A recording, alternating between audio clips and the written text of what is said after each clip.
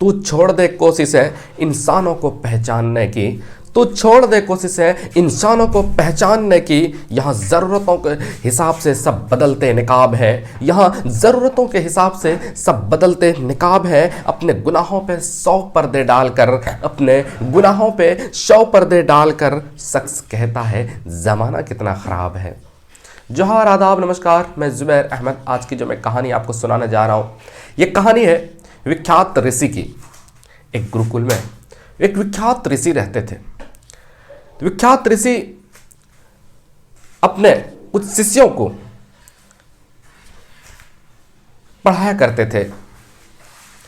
एक दिन शिक्षा जब पूरी होती है तो वो ऋषि कहते हैं सब के सब मैदान में आ जाओ।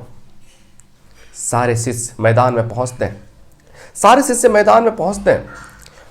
वो ऋषि कहते हैं कि आज तुम लोगों का अंतिम दिन है इस गुरुकुल में, तुम लोगों का अंतिम दिन है इस गुरुकुल में, और मैं चाहता हूं कि अंतिम दिन तुम सब जितने भी स्टूडेंट हैं, जितने भी शिष्य हैं, सब के सब परीक्षा दो।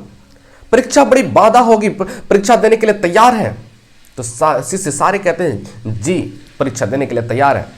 कहते बड़ी बाधा होगी, कहीं पानी में तो कहीं कूदना पड़ेगा, कहीं पानी में दौड़ना पड़ेगा, और अंत में जो होगा वो सुरंग से होकर के, अंधेरी वो सुरंग होगी, वो अंधेरी सुरंग से होकर के गुजरना पड़ेगा। कहा कि सब तैयार है। दौड़ शुरू होती है, दौड़ शुरू होती है।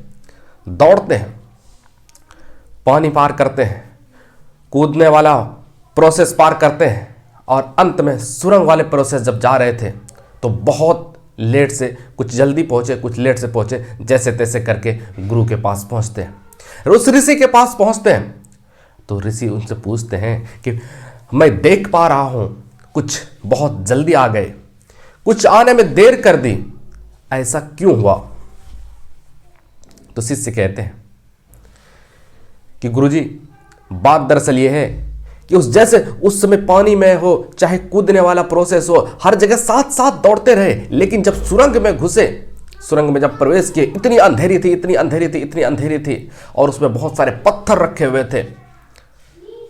तो कोई सब एक दूसरे को गिराने में, कोई अपने आप को बचाने में, और कोई पत्थर समेट करके अपने पॉकेट में करके आने में लगा।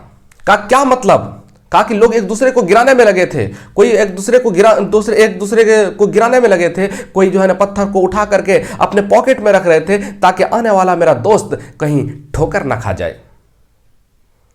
तो गुरुजी कहते हैं कि जो पत्थर समेट करके अपने पॉकेट में रख रहे थे, उनसे मेरा निवेदन है कि वो यहां पर आए।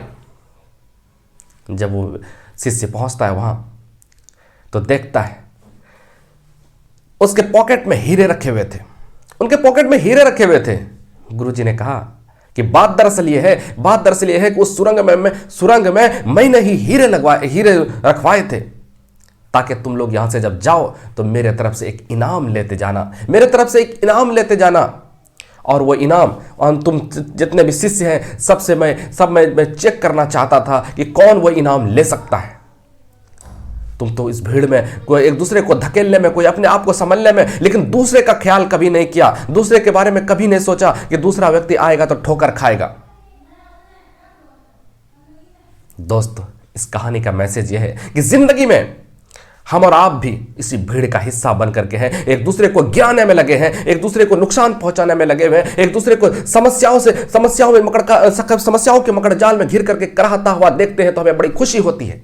अफसोस, अगर जिस दिन हम ये ठान लेंगे कि उसकी खुशी ही हमारी खुशी है, तो याद रखना मेरे दोस्त, आपसे अनमोल व्यक्ति, आपसे बड़ा व्यक्ति इस पृथ्वी पर, इस धरती पर कोई नहीं है। क्योंकि आपकी आंखों में वो चीजें दिखाई देती है जो बड़े बड़े करोड़पति, बड़े बड़े अरबपति की आंखों में दिखाई नहीं पड़ता।